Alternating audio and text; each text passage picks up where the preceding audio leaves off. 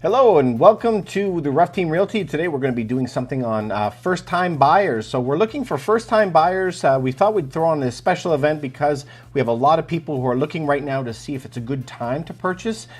Is there a good reason to purchase right now? What is the government telling us? What are they incentivizing us? How much money can we get back? Stuff like that. So we're going to be talking about how to buy and sell properties at good deals, how to find those deals, and what benefits, what programs that you have available to you in the market right now. Before we kick off, is there any questions that anybody has today about buying and selling properties or anything to do with financial literacy? We're going to wait a few minutes before we go live. Fortunately, we had earlier in the week, this was my first week doing TikTok. I came on. We had 1,000 people one day. I just checked. The last one we did was 644 people came on live. So that was amazing. 644 people came on live. So obviously there's a lot of people who are very, very interested for first-time buyers looking for something to help give them that little bit of an edge and what the government programs they will be having to help us out. So we're going to wait a couple times and see if we can wait a couple minutes just to see if everyone can make it in. So you say that you're a second-time buyer. Are you going to have a session on that later?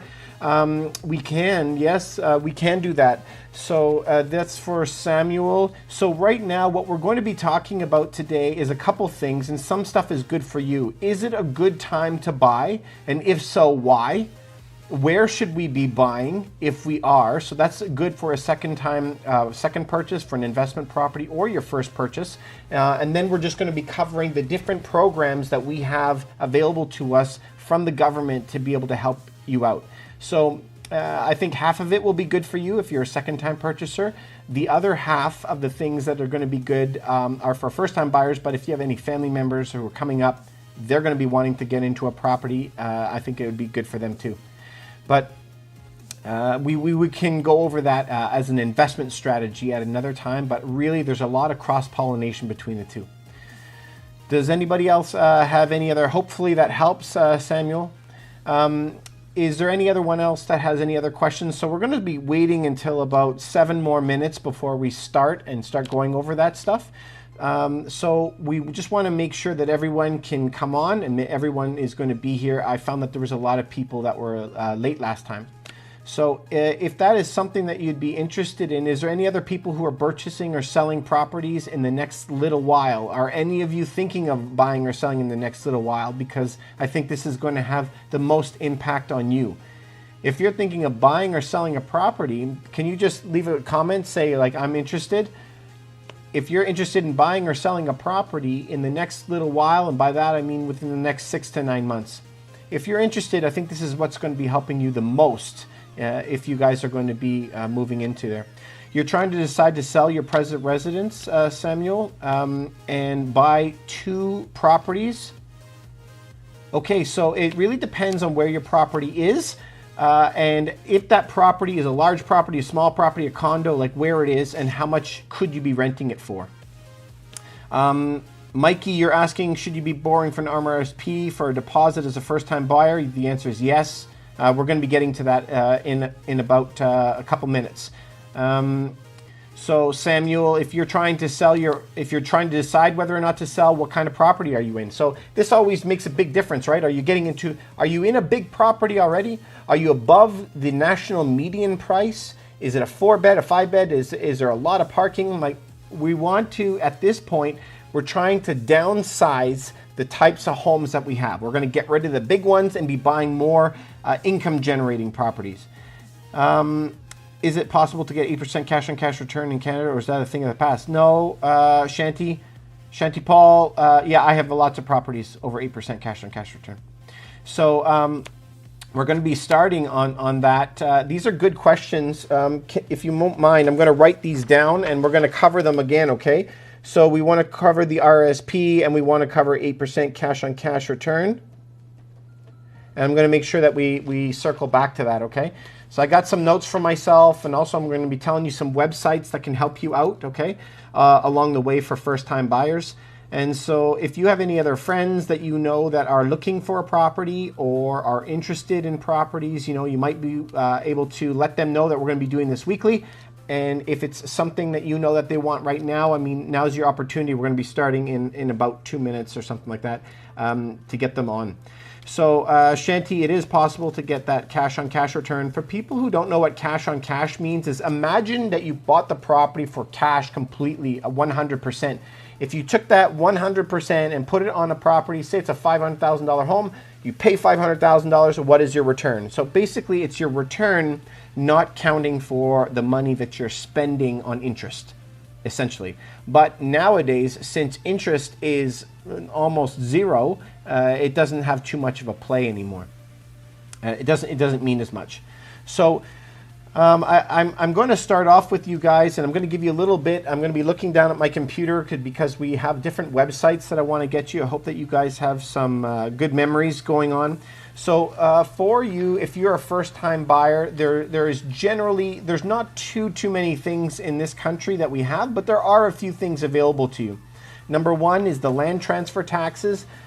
If you guys know about the land transfer taxes, now the city has boundaries. So it's basically, you know, where the 427 is over there, up just north of the 401 in Toronto and in Scarborough.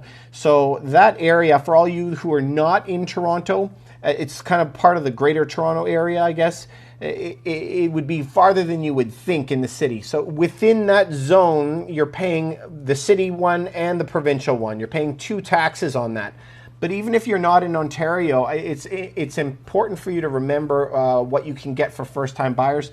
And those programs are pretty much for everybody. So if you live within that downtown area, and they do have the boundaries online, they're going to be telling you that you have to pay those two taxes. So basically what it means is your first $400,000 of your property, you're not going to have to pay any taxes on, essentially.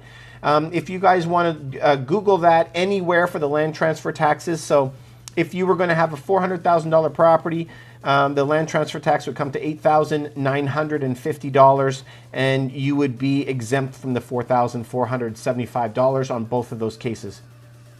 The way that they calculate the land transfer taxes is not just like 1% of your total. It actually has an amount up to a certain amount where it's 0.5%, another amount that's at 1.5%, and it keeps moving up. So there's a graph that you have to follow. But whenever you're buying a property that is right off the bat and you're first-time buyer, you're not going to have to pay as much. They're going to give you that big discount right up front. Some people ask us what happens if we buy a property outside of Toronto where we're only paying one tax, and then you have to sell that property and come in and buy one downtown and then get the two tax discount. Well, that's not going to work, especially here in Ontario, because when you're here, right, it's not always going to be the most advantageous thing for you to be right downtown and get that double one, because you might not be able to afford the money to get in it. We're only can be accessible to this if you're a first-time buyer, and that means worldwide. So a lot of people go, well, how do they know that I had a house in India? Well, I don't know. I don't know that one.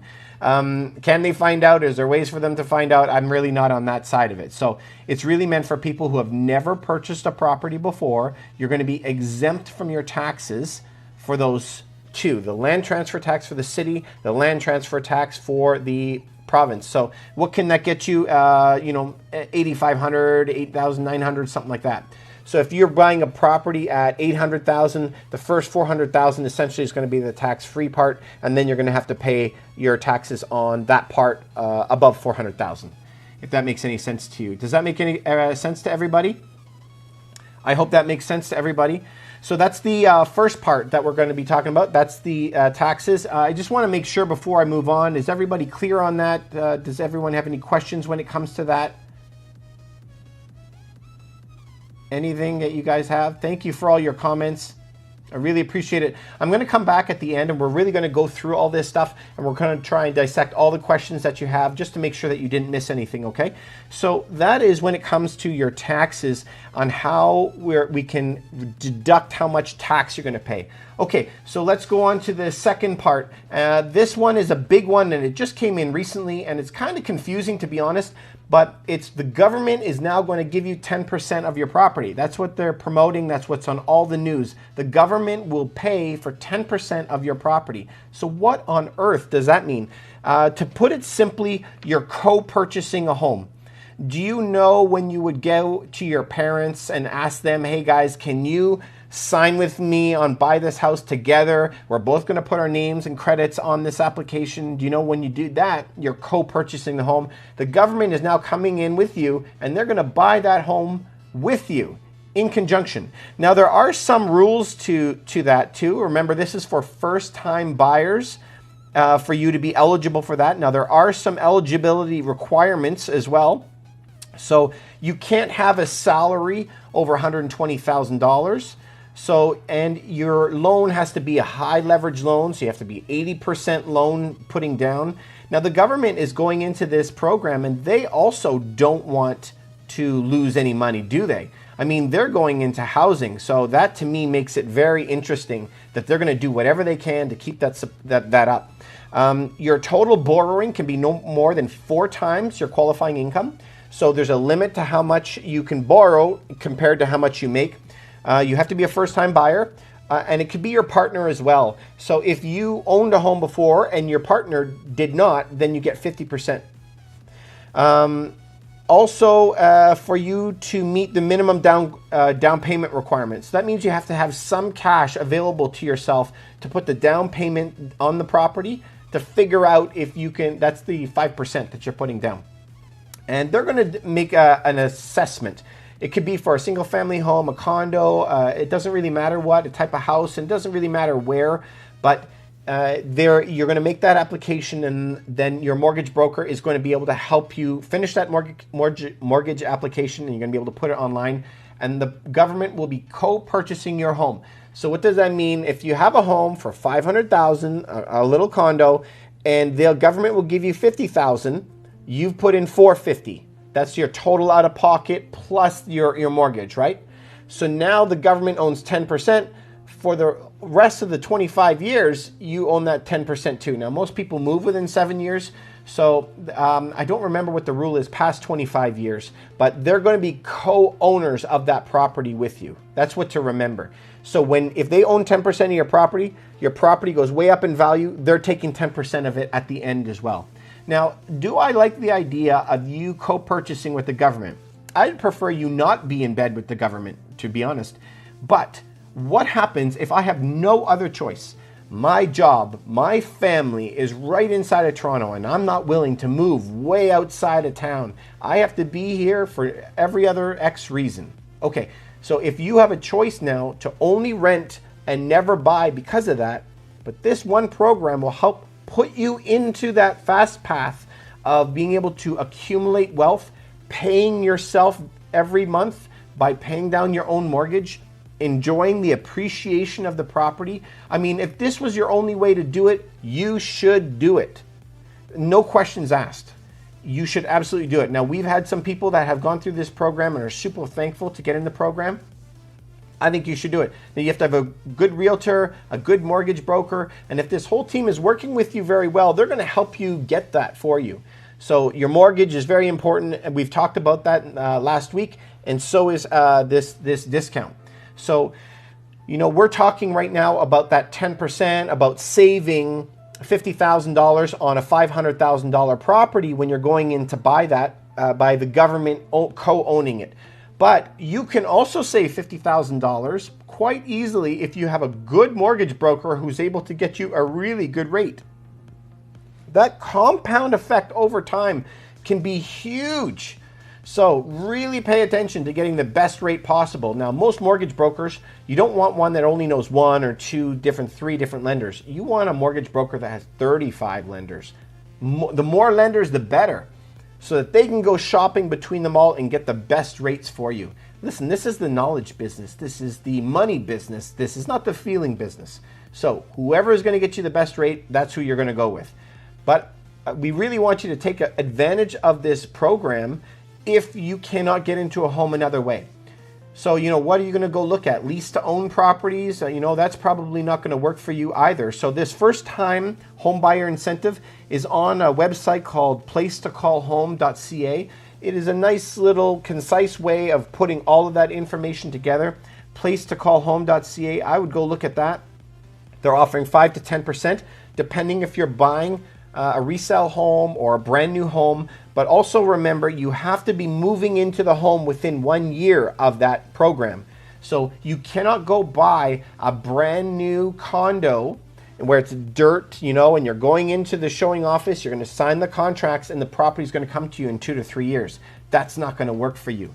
So you're going to have to make sure that you're going to make sure that it's within 1 year, or you're not going to be eligible. So that's the second big thing that you should do. One of the third things that you guys were talking about is RRSPs. So RRSPs are really, really important for you to follow. Now, you can take your money out. Now, if you are in the fortunate position to have RRSPs, so that's your registered retirement savings program. If you are fortunate to have that, hopefully you're in one where the company is matching your contributions. If you have something like an RRSP, you can pull $35,000 out of it to go buy your first property. Now, the rules for the RRSP taking out that $35,000 get a little bit more complicated, and I really wish that you would go read up on it. But what you basically get is when you take all that money out, you're not paying tax on your RRSP. There's a pause on that. You get the 35 grand and buy your property with it. Then you have 2 years where you have a little bit of a break. You know, you're moving into a place, you might have to replace the furnace and the roof and who knows what else. So you have a 2-year break, and then after that, you have to pay it back within 15 years. Should you do that? Especially with the way things are going, with the money printing and the low interest rates, you absolutely should be doing that. And I would be taking that money out, taking your full 2-year break, and then pushing that payment as far as you can down the road. Kick that can down the road, right? Because you're going to be able to pay off that debt with really cheap dollars in the future. So if you have 15 years to pay back that money, make sure that it's the 15 years that you're going to use it all. But with RRSPs, it's a little bit funny because their definition of new buyer is different, first-time buyer, because on the other programs that we're talking about tax, you know, if you're the first-time buyer, it means I'm the first time I've bought, right? The first time in the world that you've bought a property. That's what it means. But with RRSPs, it really has this 4-year rule in it where after 4 years, you can be considered again. So say that you bought a property, you took out the money, and then you had to give it all back. You're able to go and take it out again in order for your next property. So that's if you're going to be moving properties more often, and more often than not, that's going to happen. Most people move every 7 years as their family grows and their family shrinks, so you're most likely going to run into this. 4-year rule with your RRSPs in taking the money out, then you have to put it back before you can get it out again. So when you're flipping your houses every couple of years or what be. So that's something really to think about, is how to get the RRSP out. One of the questions here was, should we do it? Yes, absolutely you should do it. I mean, in an absolute heartbeat. I mean, there's no downside to it. In fact, you're getting all of that money in your hands now that you can use to make more money with, and it's costing you nothing. So it's absolutely worth it for you guys to do that. So the other reason that we're talking today is one of the first things that was brought up today is, should we be buying now, is the big question. So should we be buying now? There's actually 4 pillars that you have to try to base your decision on. Now, most of the reasoning why a property is going to go up in value or down in value is basically the government movers and shakers and what rules are they going to be putting in place. And the government has been super clear as to what they want people to do, and they're putting in massive incentives for us to do that. So first of all, we're covering that first-time buyers. So that was the huge discount on the land transfer taxes. The government will co-purchase a property with you up to 10% down, and then you could take that money out for the RRSPs as well, and you have a 2-year break where you don't have to pay that money back, and then you have 15 years to pay that RRSP money back. So why is it maybe a good time for you to buy right now? 4 main pillars. The first thing is NIRP. Have any of you heard of that? Negative interest rate policy, NIRP. So if we take all the debt away from Canada and the United States, 80% of all the debt on earth now is in negative. We're one of the last holdouts, right, for positive rates. The Bank of Canada is at 0.25%. The lowest rates in 5,000 years. I mean, you can't get any lower than that. So we really need to take advantage of that. But the government, this liberal government, the exact one that's in is the one that has passed that negative interest rate rules where we're allowed to now go into negative territory. So I expect Canada and the States to go into negative territory as this pandemic goes on and we're trying to figure out all the debt. So if a government will pass negative interest rates, they want you to buy, and it can help you a lot. Look at when we just lowered the rates in the summer, houses went up 5% in a month, because people are purchasing based on payments, not based on purchasing price. It's based on payments. So as your interest goes down, all of that money is coming back as principal repayment. You can make even more money with it, and it's pushing prices up. So the first pillar is negative interest rate policy. So look it up, NERP. Second reason is the government has very loudly said in all their articles that they plan to bring millions of people to Canada. And now this isn't just specific to Canada.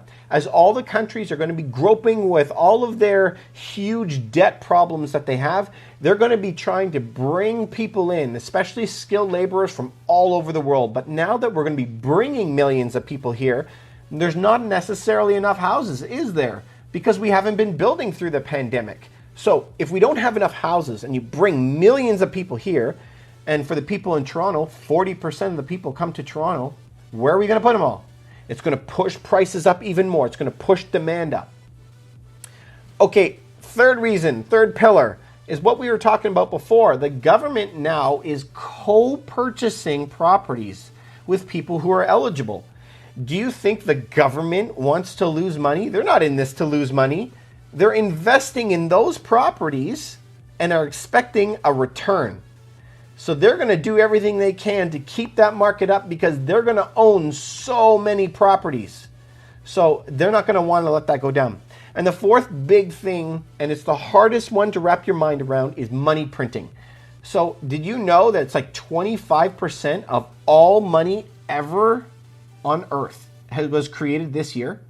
Which is absolutely crazy, right? Because we're printing checks like crazy. We're just IOUs, debt everywhere. But as money becomes easier to get, so do the prices go up. And we're seeing that with properties. I mean, can you imagine your grandfather buying a home for $1 million? I mean, back in the day, he'd be able to buy a home for $4,000. So that's inflation that's creeping up on you. And as they print the money, that inflation is going to skyrocket. And the great thing is never ever put on a 15-year mortgage. Why would you do that to yourself? You want to push that as far into the future as possible, 25 years. In the States, they have 30, 35-year mortgages. I even saw a 40-year mortgage once.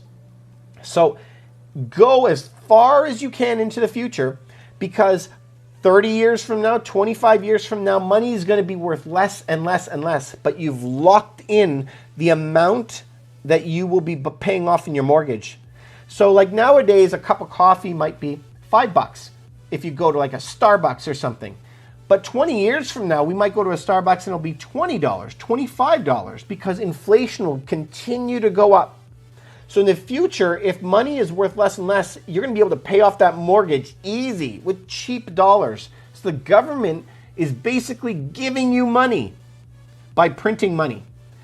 Where you're going to kill yourself is if you're sitting on cash. That money will be diluted to nothing.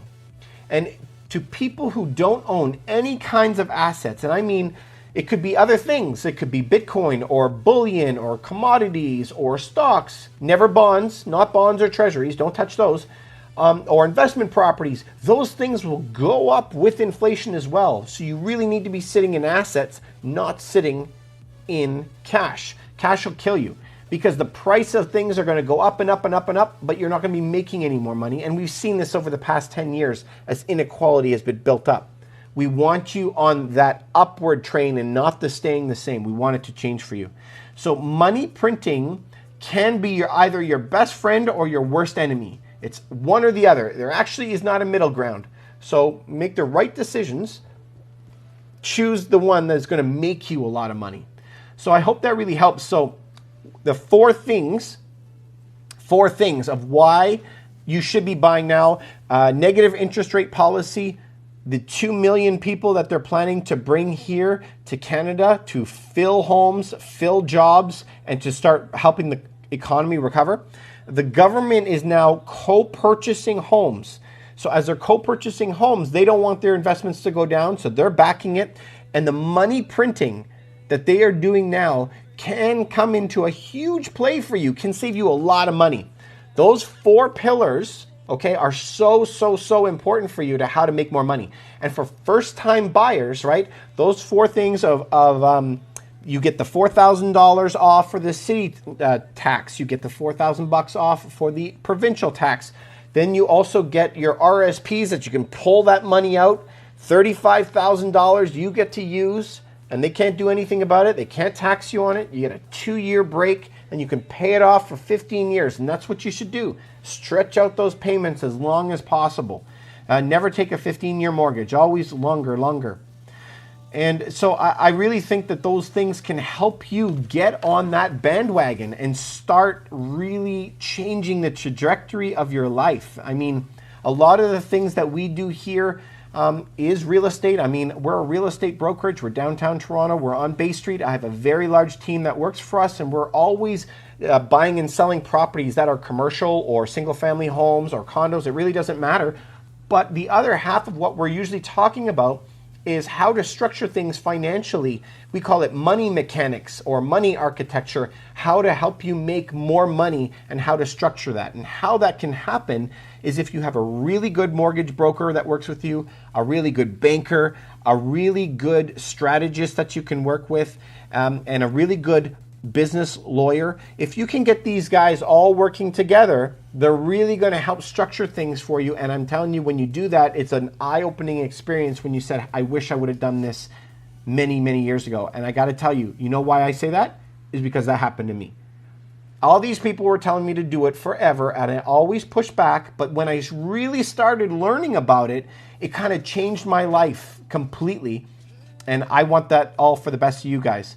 So just to reiterate, remember, first-time buyers, you get all that money back from the municipal tax, the Ontario tax. You also get the government who will co-purchase with you 5 or 10%. They'll take off the price of your home. Also, you can borrow $35,000 out of your RSP's 2-year break. And just remember, if you think that this is a good time to buy, remember, negative interest rate policy is most likely on its way here. So your mortgage rates will continue to go down. And when they went down a little bit in the summer, properties went up 5%. Also, you have to remember the amount of people that are coming. Record number, millions of people they're planning to bring to Canada. And this isn't going to be just here. This is going to be all the countries of the West trying to recoup from COVID. Also, the government is now backing housing by co-purchasing housing. And they don't want it to lose. And the money printing, like we were talking about, if they are printing billions of dollars, it is going to save you hundreds of thousands of dollars in the long run. The longer you push that mortgage out, the more money you're going to make. So you lock in your price now before inflation has kicked in and really push that money off into the future. You'll make a lot more money. I hope this has been helpful for everybody. You know, my name is David Ruff. I'm part of Ruff Team. We're downtown on Bay Street, and if there's anything you guys ever need, you can always contact us. Now, let's look at some questions, you guys, and see if there's anything I can help you with, and hopefully we covered some of it. Thank you for all your questions, you guys. I hope that was helpful. So, should you be borrowing your RSP and deposit as a first-time buyer? Absolutely. You know, we mentioned that I think that is a great idea. Is it possible to get an 8% cash-on-cash return in Canada? Yes, it is possible, but you're never going to get that in a city like Toronto. So for everybody who doesn't know what cash on cash is if you purchase the property, $500,000 property in cash, and then you want to know how much rent do I get off of it. So that's imagining that I put a 100% cash, but at today's interest rates, it would be insane to pay cash for a property. You should be putting down the minimum, like 20% for an investment property when you're going to go buy one. The max is 30%. And then you are going to let the rest ride. You'll make a lot more money on it. But in Toronto, your cash on cash return will be low, but the appreciation of your property will be massive, meaning the buildings are going up 9, 10, 15% a year. So the cash on cash return is going to be small. If you go to a small place, if we're looking like more than 2 hours outside of Toronto, okay? So smaller towns in Ontario, those properties are only going to be going up on the appreciation side like 3%, but your cash on cash return will be 8, 9, 10%. So if you add up like 10% in 3 or 10% in 3, it's kind of the same thing. But if you want a cash on cash return, really that's where I would look is smaller places outside of the metropolitan areas. And that doesn't really matter if you're in the States, in Europe, or if you're in Canada, same thing. Hey everyone, thank you for giving me props. I'm hoping that this is helping you. How did I get into real estate? Good question. I don't know. I had a lot of friends who were in real estate. It always interested me. I had a really interesting upbringing. I had a lot of bad stuff happen to me, but I really wanted to help people. And this is the biggest purchase of their lives. And most people are very trepidatious when it comes to this.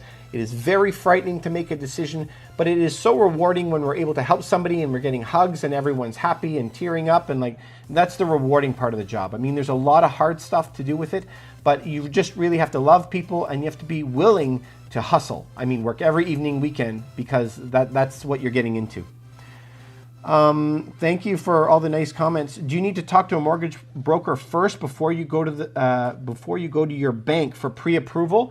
I would do the opposite, to be honest, because normally what happens when you're going to talk to a bank, the banks are normally a little bit cocky, so they're going to come in and tell you this is the rate that you have, tough, like leave it.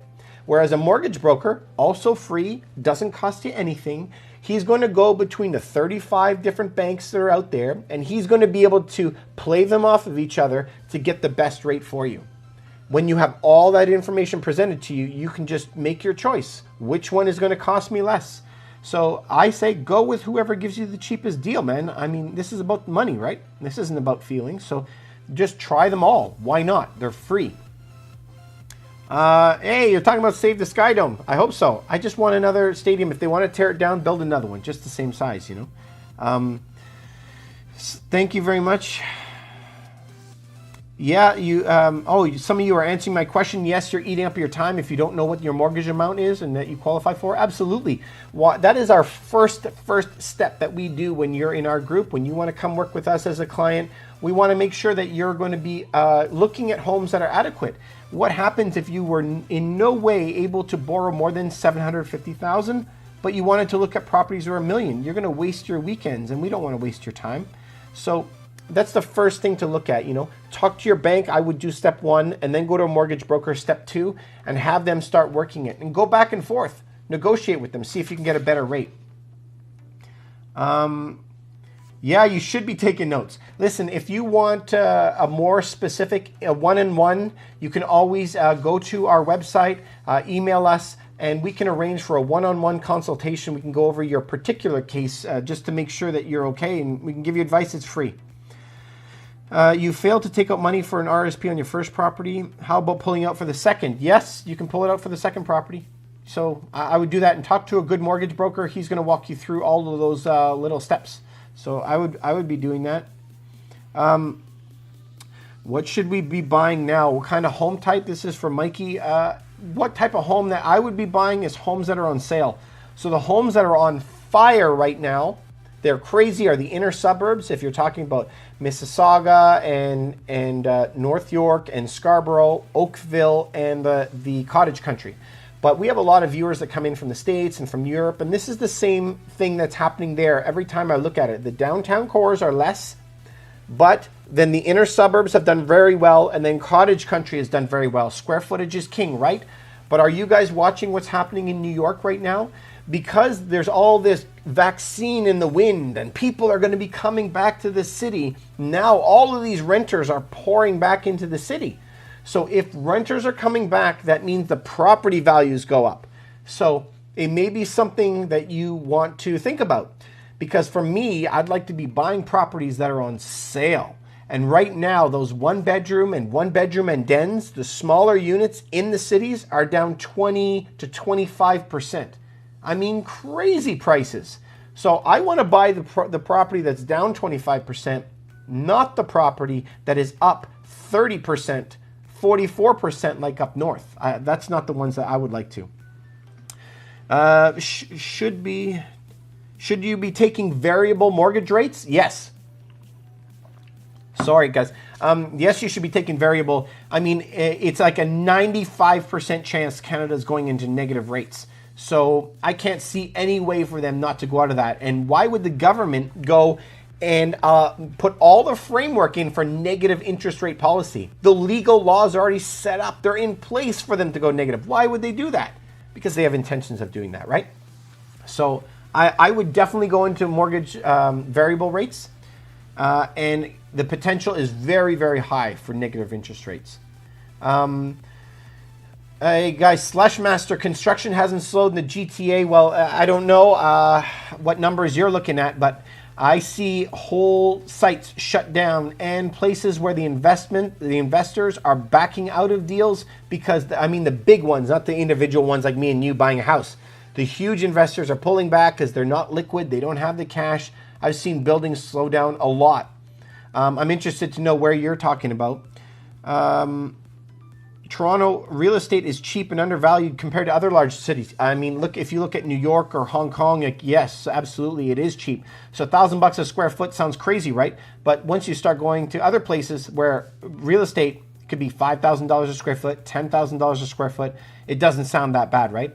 Toronto's on this path where we're going up and up, where for middle class, it's still possible for them to get in, albeit hard.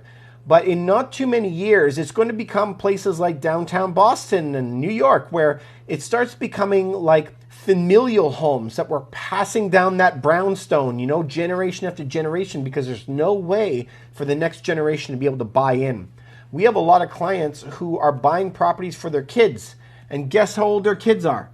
7, 9, because they know that in the future they will not be able to have that choice to buy a property down here. So absolutely, I agree with you on that.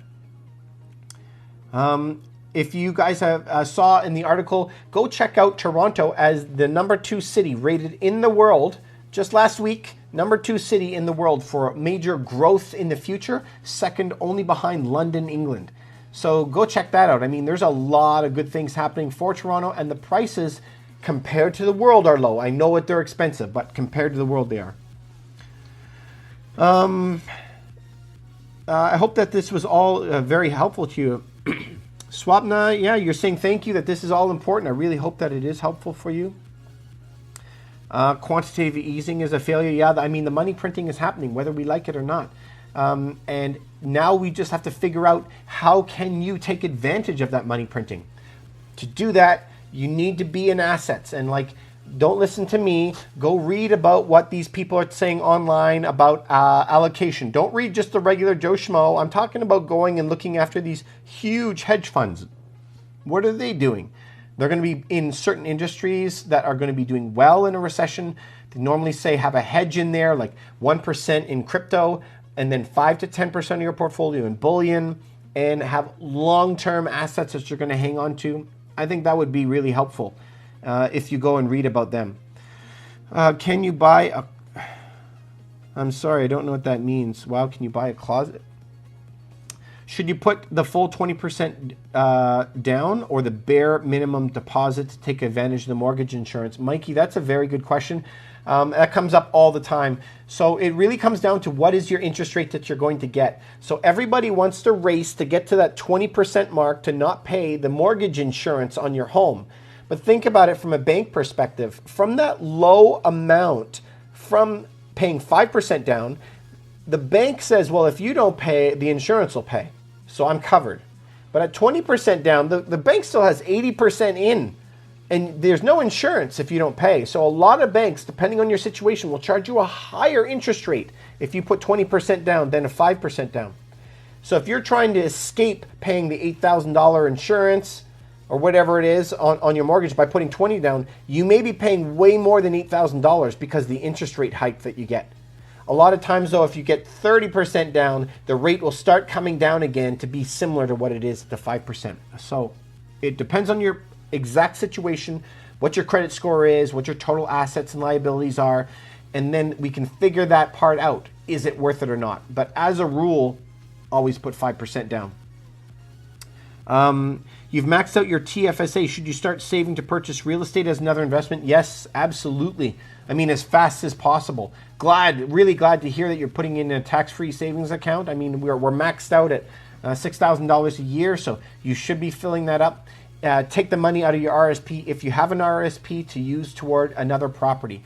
And a lot of people get hung up by only wanting to buy property right near them, right in their city, right nearby.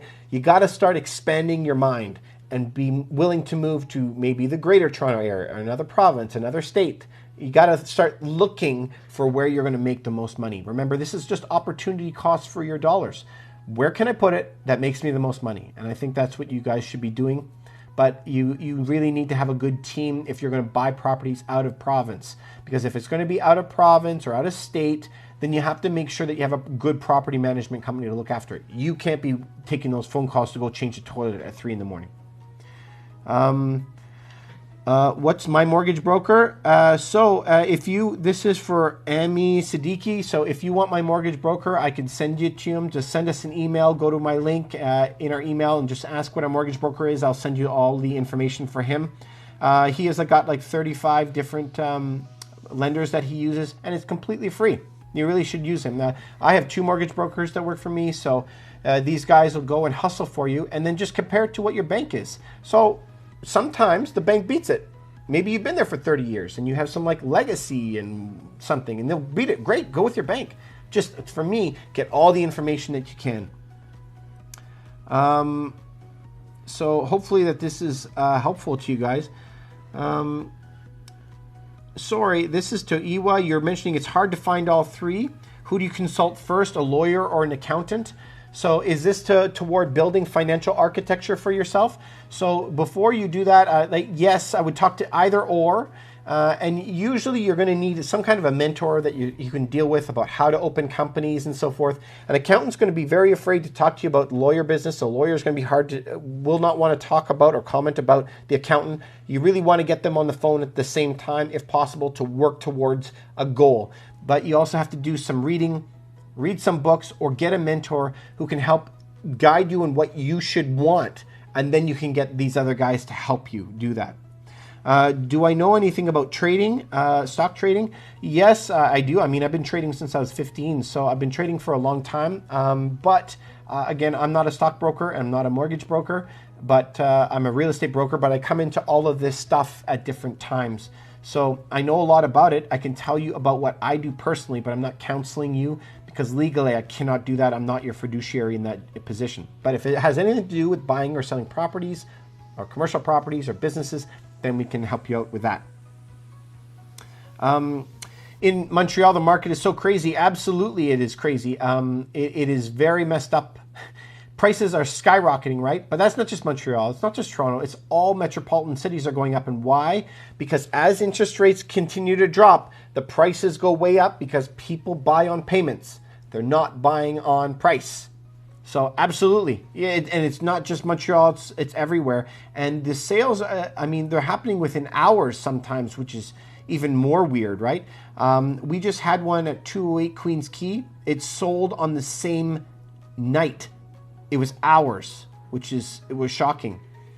Guys, I'm getting so many questions here. Thank you. I'm hopefully going to get to all of them. You hate living in your apartment. Is it time to buy a home right now or in the spring? I would be doing it sooner than later because the 2 movements that are happening, if you remember the 4 things that I was saying why properties are going up right now, the negative interest rate policies that are coming in, the fact that we're going to be bringing in millions of people here to take the homes, that the government is co-purchasing properties now with people so they don't want to lose their investment, and the money printing is going to continue. And the money printing is the devaluing of your money, and the prices are going to skyrocket as inflation kicks in. So I would be thinking about it now. I don't know where you are. So wherever you are, look for the deals. So don't buy in the overheated markets where they're like things are selling with 25 offers. Like if you look now in Scarborough, Mississauga, all through the fall, 20 offers, 25 offers, everything's going to auction. You don't want to get involved with that and overpay for the property. You want to be finding the deals that are going to be on sale. And they're properties that are on sale for 20-25% off. Most of those are in the 1 to 2 bedroom range downtown in the metropolitan areas. But we're seeing a reversal of what we've seen for the whole other part of the year, where people were like doing an exodus out of Toronto. Now we're seeing people coming in as people are talking about a vaccine and life possibly one day getting back to normal. This is for David Myers. You're asking, are you hiring on your team? We're actually always hiring. So it really depends on what you do. Are you an agent? Are you a mortgage broker? Are you in tech or whatever it is? We're always hiring here, but it really depends on your background. If you're interested, you can click on our link, go to our website and email us. We'd be happy to talk to you and see what you can bring to the team and how we can help each other. What is my view on government passing capital gains on principal residents? So we like things the way they are, don't we? Capital gains taxes on your homes, it's been a staple of Canada to never have to pay on that.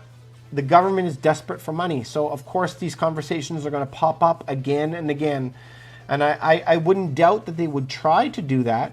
But again, the government has to do the will of the people. And if they do something to tick off that many people, it's very possible that they're going to be afraid that they'll get kicked out of power and they'll back off. So though I think the conversation will come up, I don't know if they have the strength to get that to pass. So I'm not really sure if that will go. You want to buy a sixplex, you have no cash down, but you have a line of credit for $350,000. So, I mean, that's great. I think that's a marvelous idea. I would be doing that in a heartbeat. Multiplexes are great returns. So this is to Will. I love the way you're thinking. Don't buy one big property. Be buying a multiplex is a great idea. So it all comes down to the type of deal that you're looking for. So if you're looking in a smaller town, make sure that your cash on cash return is sitting between 8 and 10%, depending on the city. But make sure that your cash on cash return, if you're talking about a downtown metropolitan area, should be at 3%, something like that. If you ever want to contact us directly, we're more than willing to give you a free consultation and we can go over it as well. We can actually even look at the property with you. If it's within the Greater Toronto area, I'm more than happy to help you out. But yes, I think it's a great idea for you to do that. That's great. You're also, because you have, I can't see the whole question here, but it looks like you have a line of credit for $350 and so does your girlfriend. You're going to need some money down. You're also going to have a good mortgage broker to work this out for you. So these types of properties, like multiplexes, are usually really hard for a bank to pass. But usually the mortgage brokers can pass it a lot easier. So something to think about. I would be talking to a mortgage broker about this. A good one has a lot of different lenders and he could do all the shopping for you. Can you buy a property when you have no cash down, Will? Normally, no, you can't buy a property when it's you have no money down. You need something. But this is when I say you have to go to other people to borrow money or go to other people to borrow their credit score. And what does that mean? That means your parents have a better credit score with you. They have more money than you. You're going to co-purchase that property with somebody. And it could be even friends of yours, like you do all the work. You find a property that is very nice, has a really good cash flow on it. It's well maintained, has good tenants in there. And if you can find that, there's a lot of investors who are out there who are always looking for those types of properties and then co-purchase it with them to get you on that train, because the race is to get to 10 doors. We need to get you to 10 doors. So if one guy doesn't pay you, the other 9 will continue to pay you. You don't want to be all in one big expensive property. You know what I mean? So can you purchase a home with full cash? You mean cash like paper dollars? No, that's not going to work. If you're going to buy a property full cash, I mean, you can. You have to go to the bank. But the government's going to have to write a special letter, the mortgage broker, saying that it was paid in full cash.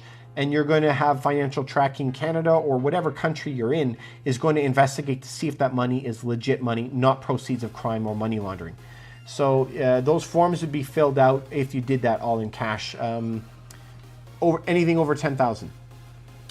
So Will, you said your income is $300,000. So I mean that'll be really good, and that will all help toward you getting your multiplex. I really think that you should be looking into that. Start with talking to a good mortgage broker, and then get a really good realtor to be able to help you out. Please talk about utilizing HELOC to pay off a mortgage early.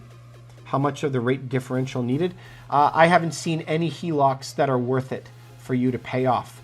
your mortgages are typically much cheaper than your HELOC. So that's the home equity line of credit.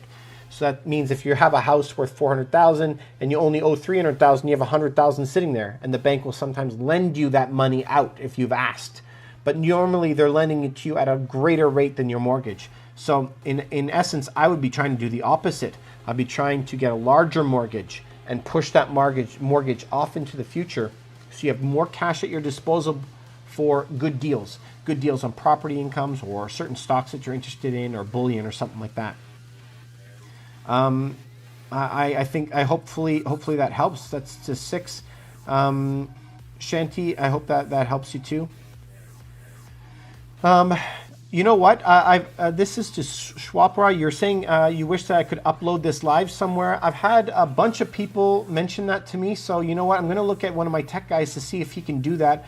I'll try to see if we're able to download it and upload it to YouTube or something like that. And if you're interested, if you have anyone who is interested in first-time buying, you know, if we're in the Greater Toronto area, I can help. But if you're outside of the Greater Toronto area, I have a lot of affiliates in other places that I've worked with over the years, and I'm more than happy to give you names. Of course, that's all free. And I'm thinking about putting this up on YouTube. So if you know anybody that you know is looking, have them like me, have them follow me. You know, I've only been on this thing for a few weeks, and we already had 750,000 views now. So we're really, really happy. A couple thousand people came in lives this week, so we're really excited about that. Mortgage is coming up for renewal on June 1st. Would you recommend a specific broker? Not really. A lot of the brokers have access to the same amount of lenders. So you really want somebody that you work well with, that you trust, who is not going to be screwing you. The broker can give you this percentage rate. And depending on the broker, he's going to pad it, is what they call. Padding it means giving extra rate. So maybe the bank has given him a 1.9% rate for you. But he's going to go to you and say, guess what? It's 2.1%, not 1.9. And so he's going to give you a higher rate to try to convince you to sign it, because guess where all that extra money goes? In his pocket. He gets a much fatter commission if he can sell you a higher rate.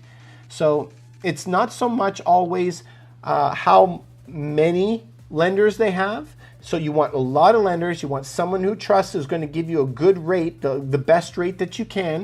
You can also negotiate with these guys to lower that rate. You also want to have one with a lot of relationships. So someone who knows the other lenders, because they normally sell the mortgages in packs, you know, of 100. In that 100, you're going to have 98 like AAAs. You could always have one or two kind of weird ones, you know, a little bit funky, a little bit off the beaten path. So if he's a good mortgage broker, he could call them and say, hey man, I know you have a good stack of AAAs. Can I put my funky one in there, you know, and pass it off as a package as they sell that to the other lenders? So I would think about it for sure. I think you should have somebody that you trust. That's a really big one. If you want to know my guy, if you're in the Greater Toronto area, just email us at ruffteamrealty@gmail.com, or you can go to our website, ruffteamrealty.com. Okay? So hopefully this is helpful. Brendan, am I a lawyer? No, I'm not a lawyer. I have a business lawyer that works with me, and I have also accountants, and I have mortgage brokers. And so this is really about building your team. This is a team sport, guys. This is not, you can't do it all on your own. It's just too much to know. I know a lot about this, and I still have to go to experts, right? This is about building your team, because this is the financial architecture, the money architecture, the money mechanics on how to springboard yourself ahead. You're graduating college soon, and you want to move to Toronto. What is the best advice I can give to you? It's great that you're moving to Toronto. If I was moving here right now, I'd be buying the largest property I can as far as a condo, most square footage that is on sale. A lot of properties right now are 20% or 25% on sale. A lot of properties have not gone down at all. So I would buy those properties that are on fire sale right now, but the larger ones. So I'm saying the ones that are on sale are from 400 square feet to 650 square feet. So I would be buying a 650 square foot one if I could.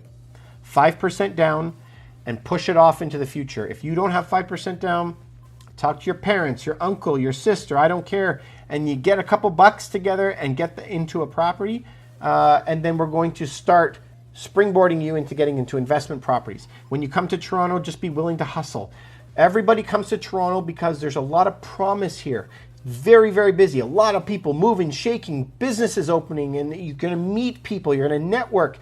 But you can't come here and expect usually to work 40 hours a week because most people here are working 60 hours a week. So you're going to have to be putting in the hours. But if you're willing to hustle, that's great. You know when they say it's 99% perspiration, 1% inspiration? So coming to Toronto is the inspiration. The other 99% is hustling, working, because we're not looking for people who are interested in Toronto. We're looking for people who are dedicated to Toronto. The same as if you, whatever profession you're in. In real estate, if you're just interested in real estate, yeah, you're not going to make it. But if you're dedicated to real estate and work in this all the time, you will. Because the world will reward you for being really good at one thing. Think of any great of any sport, like the best golfer, I don't care what it is, the best chess player.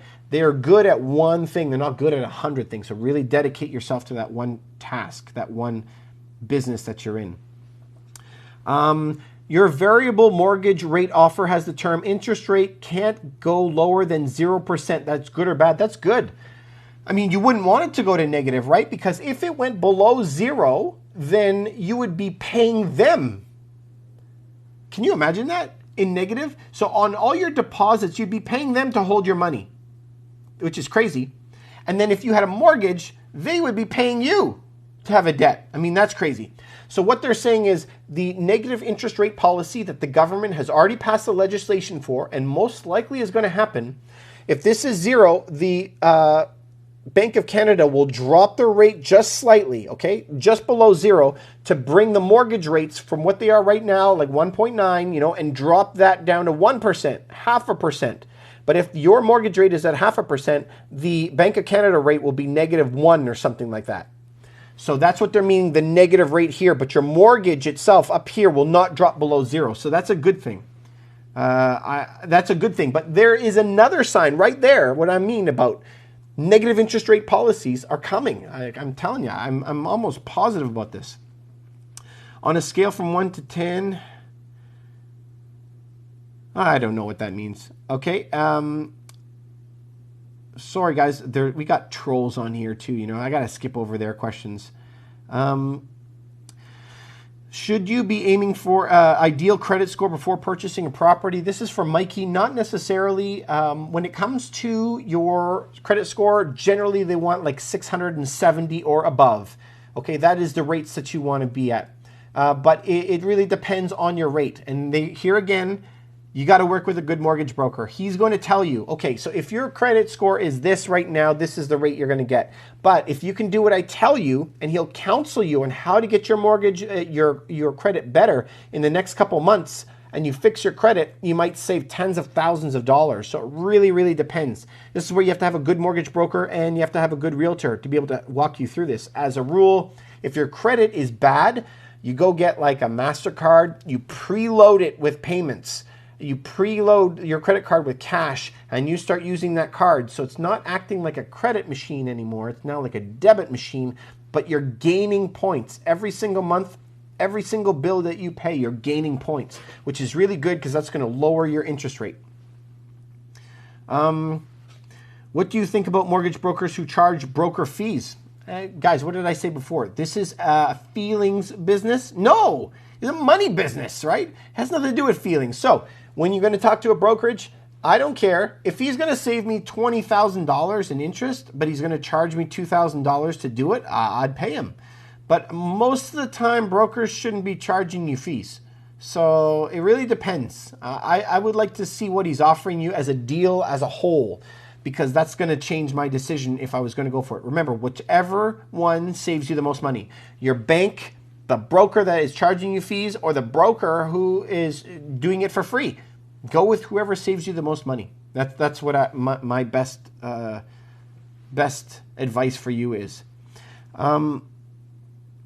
I'm hoping that this is helpful to you guys. I'm getting a lot of questions. Thank you. It makes it easier for me to get through all this. But I don't want to miss any of you guys. Man, I got another 50 ones to come to. I'm going to try to be quick, okay? Do you think they're printing money to devalue the dollar for the one world order currency? I don't know. That I don't know about world order, but they are printing money to devalue the currency. That is an absolute fact. I mean, the government only has two ways to pay off the debt. Only two. I mean, there's no others. It's either raise taxes or print money. That's it. So have we heard any talk whatsoever about them raising taxes? I'm not hearing anything, but they're printing hundreds of billions of dollars on the regular. So, I mean, they've already made their choice, right? So as they print this money, they're going to be able to pay off their own debt. But the problem is if you look at countries like Tunisia or Venezuela, as they printed too much money, you know, a chicken, I think, was $3 million. So the money becomes worthless. You need a whole wheelbarrow full of cash to go buy a coffee. It's crazy. Yes, I hope that they don't pass on the capital gains. I hope not either, you guys. That would be a big shakeup, but I doubt that that's going to happen. This is to Delina, and you'd like to volunteer your time to learn a new skill in real estate. So Davina, would love to hear from you. You can always go to our website. You can email us at ruffteamrealty@gmail.com if you would like. We have a lot of people that volunteer that ask for mentorship in this business, especially in real estate, because it's so hard to learn for the first few years. Remember, we have a failure rate of 95%. In the first 3 years, so it's very hard. So usually there's going to be people, and this doesn't matter if it's here or another area, it's going to be somebody who has something to bring to the table, and usually, to be honest, it's a technology background. Can they manage social media? Can they take photographs? Or can they work online and answering emails for customer satisfaction, stuff like that? But we'd love to hear from you. Email us at ruffteamrealty@gmail.com, and we'd be happy to talk to you. What is a good time? Is it a good time to buy residential or commercial property for cash? No, it's not a good time to pay for cash. I would never pay a property for cash. If you were going to buy a property, if you were thinking about properties, I'd only be putting down the minimum required. Look at the printing money, right? 20% down on an investment property is all I would be putting down, and you kick off all of that mortgage into the future.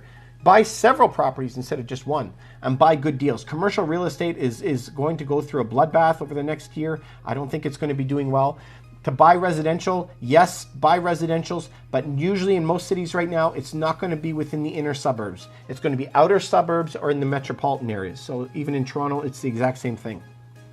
So hopefully that helps. Where did I start? Andrew, hey, where did I start? I started working for people for free. Just learning the business, right? Going with them on showings and doing errands for them because they didn't have time to sit down and give me hours of their time. I just did work and I was kind of paying attention. And as I'm paying attention, watching them, I was learning a lot. Am I worrying about people who are scrambling to rent their condos downtown? There's a lot of people that are trying to rent their condos out. A lot. And that's what has pushed prices down. But it's also pushed down the rental prices. So before Corona, we were looking at a percentage of purchase to rent ratio of 3%. And now we're looking at 3%. It's the exact same thing. So, I mean, it's still a really good idea. I'm not worried about that. We're renting it out all the time. What is the benefits of getting a high credit score? Well, if you have a high credit score, you usually get a much better interest rate. And they'll lend you more money.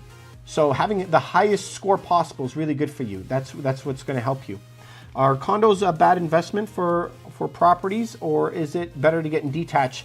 It really depends on what city you're in. So as a rule, right now, in most of the cities in North America, the downtown cores are the ones that they're on sale, and the outer suburbs, not so much the inner suburbs. By inner suburbs, I'm meaning that you can commute there within 40 minutes. Usually I'm talking about the ones that are good deals right now are like an hour outside of the metropolitan cities, and right downtown, those ones are on sale, 20 to 24%. Hopefully this is helpful, you guys. What is the advantage of accepting collateral for a mortgage with HELOC? That's a conversation you're going to have with your mortgage broker, because it all has to do with your total assets versus your total liabilities. So playing that game with how much debt you're going to pull out of your HELOC, I mean, the banks already know that you're going to be pulling it out of that. So if they know you have a very large HELOC, they're probably not going to give you very much on a mortgage, and vice versa. So many times you'll have to adjust the HELOC down, your home equity line of credit, to less, and that would help you out. What about a person who is looking to become an agent would you take them on? It really depends on how much experience you have. Are you brand new to the market? And it really depends on what you have and what your goals are. We're more than happy to talk to you. You can reach to us at ruffteamrealty@gmail.com. Be happy to have a conversation with you. You know, we're always hiring. We're always growing. I just hired somebody last week, and we're hiring another person next week. So we're always growing. So there might be room for you. So give us a call there. This is to Brait Matheson. Give us a call. We'd be happy to talk to you. Does a high debt-to-income ratio prevent you from getting approved for an investment property? Yes, absolutely. So they call that total debt servicing ratios. And there's an entire calculation that they're going to be going through your total debts and liabilities to figure out how much they can lend you. So absolutely, that's a really big one. What is a REIT, real estate investment trust? So that's a stock that you're going to buy. And that stock, when you give them that money, they go get a huge lump of money and buy all these commercial properties with it.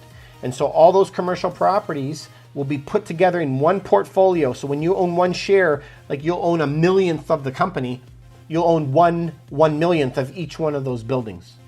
That's essentially what it is. But most REITs are in commercial real estate, so I wouldn't be touching those right now. Sam, you said that you sent my team an email and you hope to hear back from them. I hope that we didn't miss your email, but if you just did it today, then or this evening, we'll get back to you. We get back to absolutely everybody. So if we didn't get back to you for some reason, maybe it went to a weird folder, or maybe you didn't type it in right, but Ruff Team Realty at gmail.com, or you can reach us at an alternate at myurbanquarters@gmail.com. The alternate is myurbanquarters@gmail.com. You can try us there too. Dave, this live TikTok is one of the most professional presentations you've seen yet. Thanks, buddy. I appreciate it. I hope that it was helpful. I don't know where you live, but wherever you live, I hope that you can take it and learn some stuff and kill it. I want you to get more money. We always say you want to buy for less and sell for more. Just get more freedom. If you were in debt, why can't we just print more money? Well, printing more money is devaluing the money. So that's where we are given that extreme example in Venezuela, $3 million for a chicken. As we keep printing money, the money becomes cheaper and cheaper, and everything skyrockets in price. A car will now be, $10 million to buy a car, and a house might be $15 million. So as we keep printing it, the numbers become bananas. The fact that I'm taking the time to answer each question in order and at length is amazing. Thank you. This is to Musical Origins. I really want to help you guys. My goal is for you guys to have more education, more financial literacy, more financial freedom. Thank you, guys.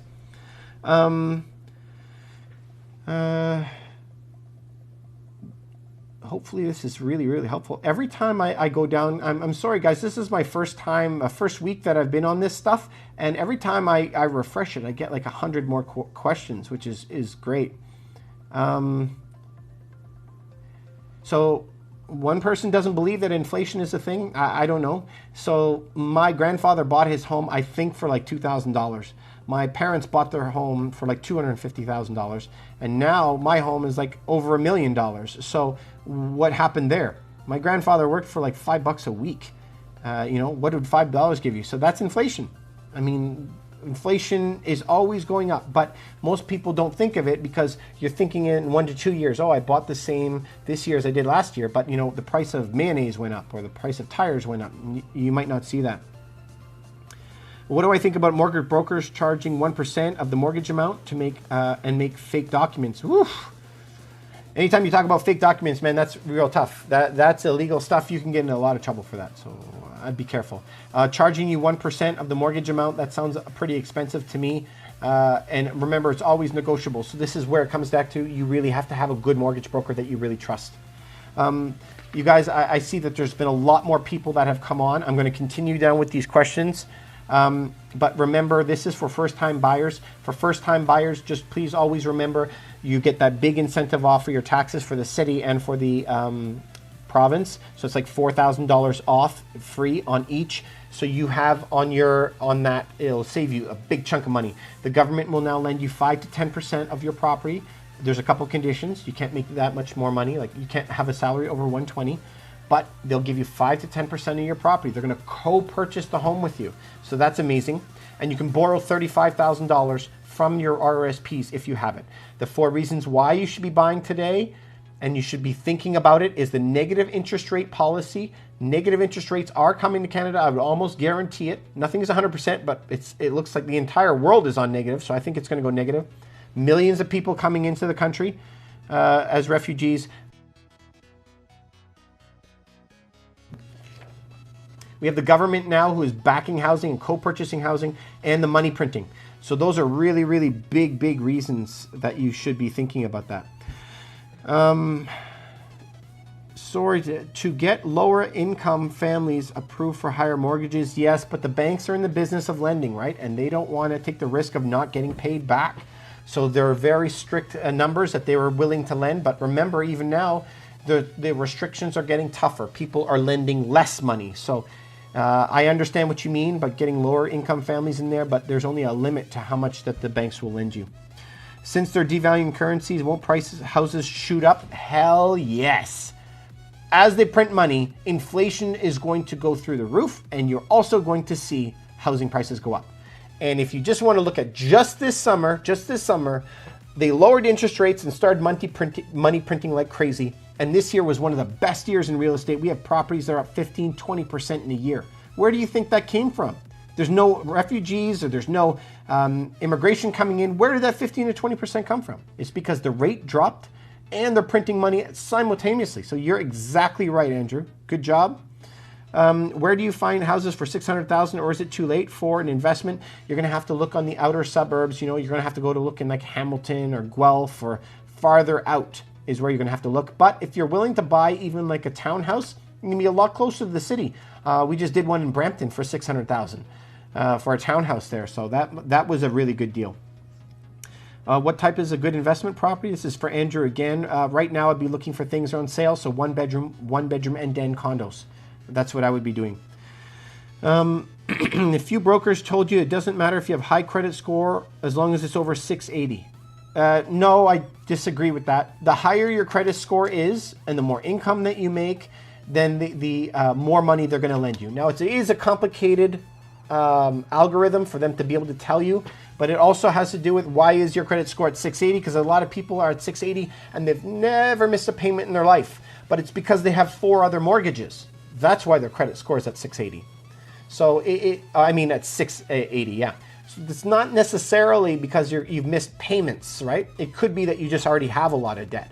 So I don't know who you're talking to. I would kind of disagree with that.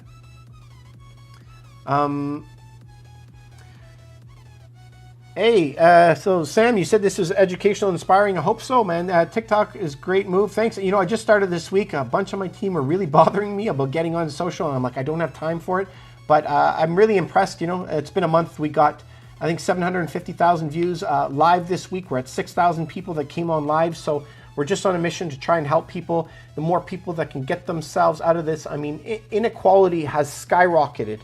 And so we want those people to be able to get on that train, to get themselves out of that. And that's my main goal. If more people to have that more freedom. Thank you very much. I appreciate that. What do I think about indexed universal life insurance? So indexed universal life insurance, remember, I'm not a real estate broker, but I do have real estate. I do have life insurance. When it comes to life insurance, I favor whole life because it's more guaranteed. But you can have multiple policies too. Where indexed universal life insurance, I found that it had a little bit of a hiccup, was because they couldn't quite figure out what happens if the market goes down. They were making good money when the market was going up, but they weren't making money when it was going down. Whole life was a guaranteed 5%. So you know what? It really depends on how you structure it and what riders that you have on your insurance policies. But it might be a good idea to have both. But as a guarantee, if that's what you want in your retirement, I would start with whole life. That's what I would do. And it's very hard to find a broker, to be honest, for that. In Canada, there was only 12 that made the policies that I wanted. I had to go through a lot of people to find somebody who could make it the way I wanted. And even then, it wasn't perfect. So, you know, there's not a lot of good brokers that are out there. So really, really do your research, you guys. Negative interest rates. Negative interest rates is what's going to be coming up. So that's when the Bank of Canada's rate is low. So when you go to borrow money from a bank, you're not actually borrowing it from the bank. The bank goes, yeah, we like it, goes and gets the money from the Bank of Canada, takes it for 0.25%, and then lends it to you for 2%. The difference between that is their profit. So if the bank goes into negative 0.5, your mortgage is still going to be 1.5. So the negative rate is for the country. It's not ever going to be for you.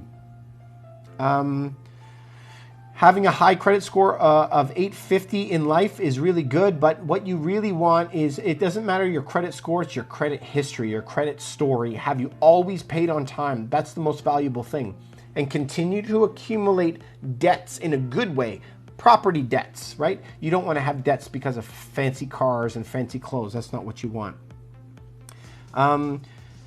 Would you be targeting 1 bed and den? Yeah, that's exactly what I'd be targeting. 1 bedroom and dens. At least 20% off of what their highs were back earlier this year. Buy the properties that are on sale. That's where you're going to make the most money right now. And it is small, but I mean, it's big compared to a lot of other countries. Go to New York, go to Hong Kong. They're living in 200 square feet. So the small ones here are 400, 425, but I would be saying get the one in dens, at the 600 mark, 650 square feet. That's the ones that I would be doing. Ahmed, you're saying if your salary is 80,000 and your credit score is 600, is it hopeless for you to get a mortgage? My first step for you, I would be talking to a good mortgage broker and doing whatever you can to repair your credit for whatever reason, to get your credit score as high as possible, as fast as possible. And there's things online that you can go on. There's YouTube videos. Talk to a mortgage broker. It's free. Talk to a good realtor. It's free. And they're going to help you get a better credit score, which can get you a bigger mortgage and a lower rate, and so that you can get on this train. All right, let's see. Oh, thank you guys. Lots of questions. Do I have my own team of realtors or you a team lead? Well, both, essentially. Yeah, I do have a team of realtors that help us out, but it's not just a real estate team, right? When you're in a good brokerage, you're a good broker, you're going to have a bigger team. So we have designers, stagers, lawyer, accountant. We have to have these guys available. Then we have to have real estate people, advertising people, tech people, people to answer the phones. We have to have people to manage the trust accounts. We have to have admin staff. We have to have all kind of assistants that are helping us. So it's actually a really big group. What do you get with a good credit history? What do you get? You get more debt at a cheaper rate. Debt will make you more money. Good debt. So good debt on good properties. You'll make a lot more money that way. So that's what you want. You want to make more money? You need a good credit score in order to get more debt. Hopefully this helps.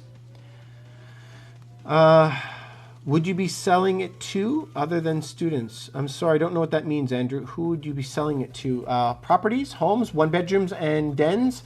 We're selling that to investors as well, like people who have high net worth are buying those up, and they're normally going to be renting them out to people who are moving to the city to go to school, or they're going to be moving it to people who are their first time jobs. They're moving here to make $60,000 a year or something like that, and they're going to come in, maybe 2 people sharing an apartment, stuff like that.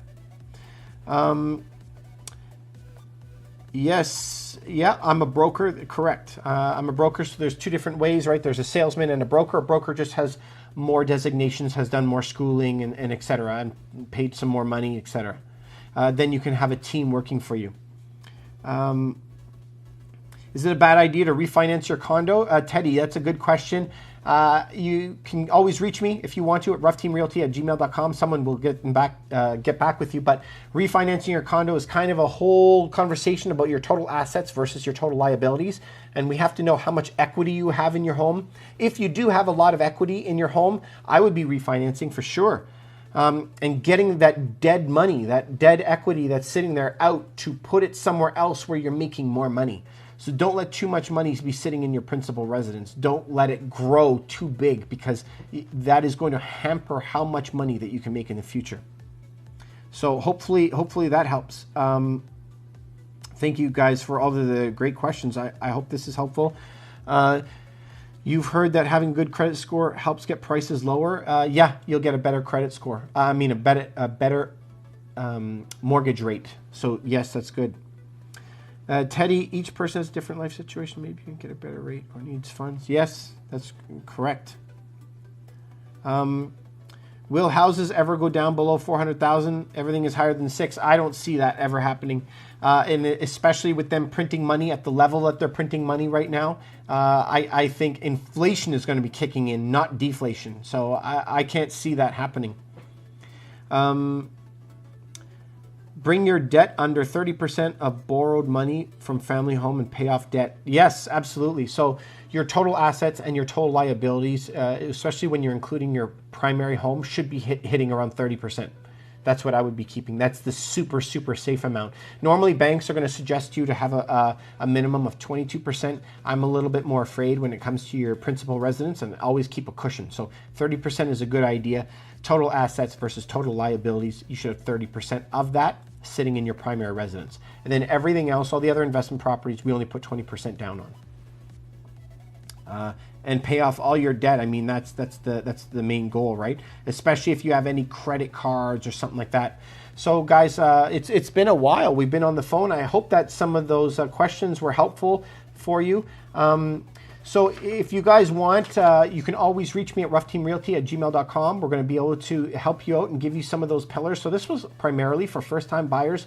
So remember, $4,000 off on your land transfer tax for the city, $4,000 off or a little bit more for the Ontario tax credit that you get that back. So that's $8,000.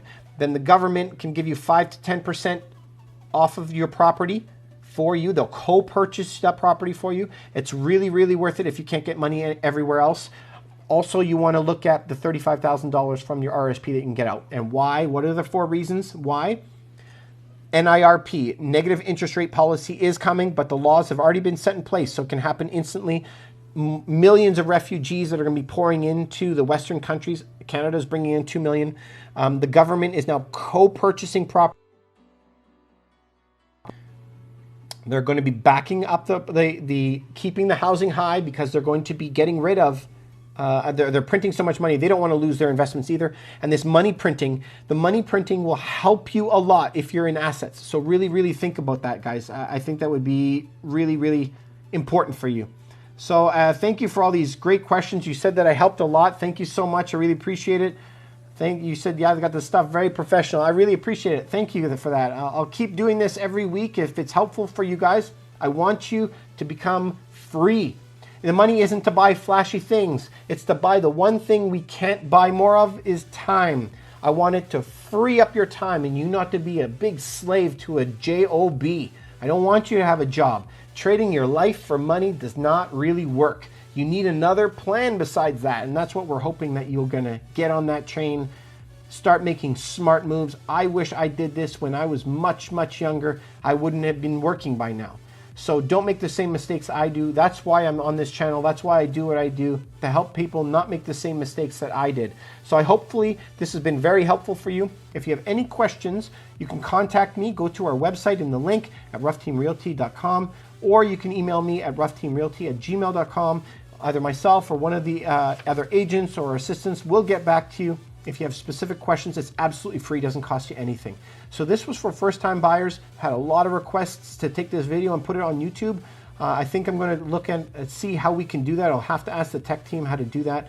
And if we can, we're going to post it on YouTube. We're going to start doing that too. If this has been helpful, please like and follow me. Tell your friends about it, and we're going to try and do this more. If you have any questions about something else you want us to do in the future, leave a comment on or DM me, and we're going to see what we can do for the next time. Anything we can do to add value. Hope you had a great night, everybody. We'll talk to you soon.